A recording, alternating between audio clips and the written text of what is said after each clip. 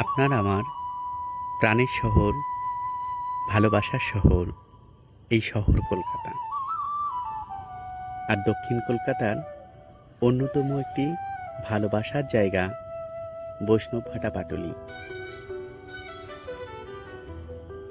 এই দিকটা Baghajatin railway station. এই রাস্তা দিয়ে সায়েন্স সিটি যাওয়া যায়, আর এই দিকটা সোনারপুরের দিকে যাওয়া যায়। এই রাস্তা দিয়ে গড়িয়াতেও আপনি যেতে পারবেন। রাস্তার ধার ধরে বাঁধানো ফুটপাত, তার একপাশে সারি দিয়ে লাগানো পাম গাছ, আর উল্টো দিকে বসার জায়গা। কেউ যদি গাড়ি নিয়ে আসেন তাহলে তার পার্কিংয়ের ব্যবস্থাও এখানে পেয়ে যাবেন।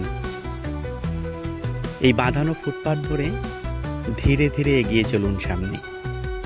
সামনে গিয়েই প্রথম দেখতে পাবেন এই বিশ্ব বাংলা গ্লোব।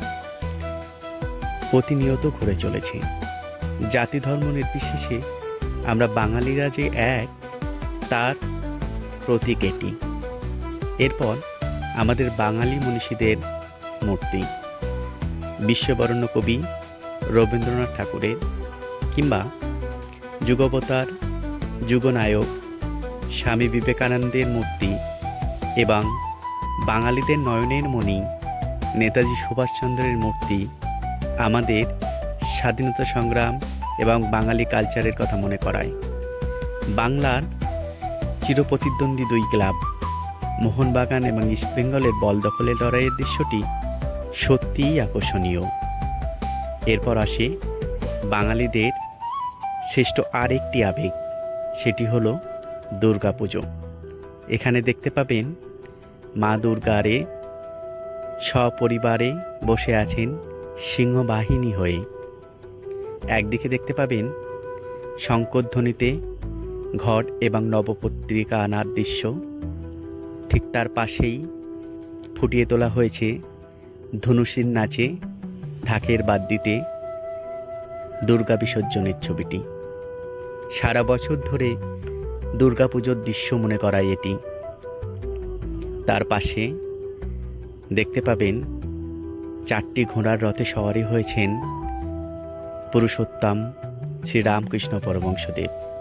সাথে আছেন জগজ্জননী মাতা শারদা, আর তাদের রথের সারথি হয়েছেন তাদেরই সুযোগ্য শিষ্য স্বামী বিবেকানন্দ।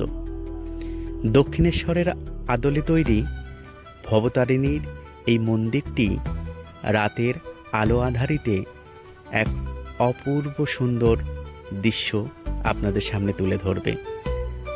এটি দেখতে আমার ভীষণ ভালো লাগে। আশা করি আপনাদেরও ভীষণ ভালো লাগবে। এই যে দেখছেন রঙিন জলের ফোয়ারা, এর পাশে বসে প্রিয়জনকে নিয়ে গল্প করা কিংবা পরিবারের সাথে এখানে বসে গল্প করতে ভালো লাগবে। আর সাথে 2-1 কাপ চা বা কফি হলে মন্দ হয় না। আর এই যে ফোয়ারাগুলো দেখছেন, ঠিক উল্টো দিকে রাস্তা, আর রাস্তার উপরে সেই আকর্ষণীয় ফ্লোটিং মার্কেট। যদিও এখন আর মার্কেট বলা যাবে না, কারণ এখানে দোকান তেমন নেই। দুটো একটি দোকান আছে বটে, কিন্তু সেখানে বিক্রি বাটা হয় না।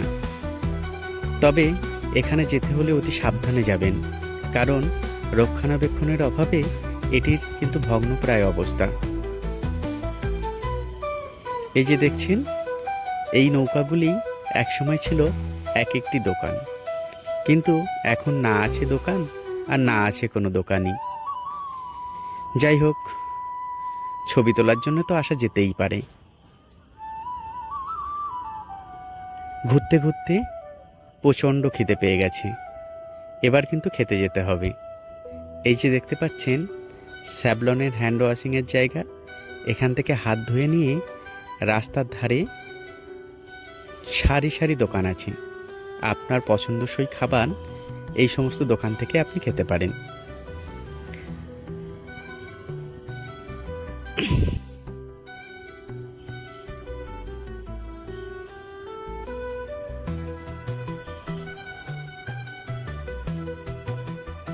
এই যে দেখুন, রকমারি কাবাব কিংবা বিভিন্ন ধরনের ফিশ ফিঙ্গার, ফিশ কাটলেট কিংবা বিভিন্ন পকোড়া, এমনকি চা কফিও। এছাড়াও যদি মনে করেন তাহলে রাস্তার ধারে পোড়া ভুট্টাও কিন্তু আপনার ভালো লাগবে খেতে। আর আছে পেস্তা কুলফি। খাওয়া দাওয়া শেষ হলো, এবার এই সিঁড়ি দিয়ে ধীরে ধীরে উপরে উঠে আসুন।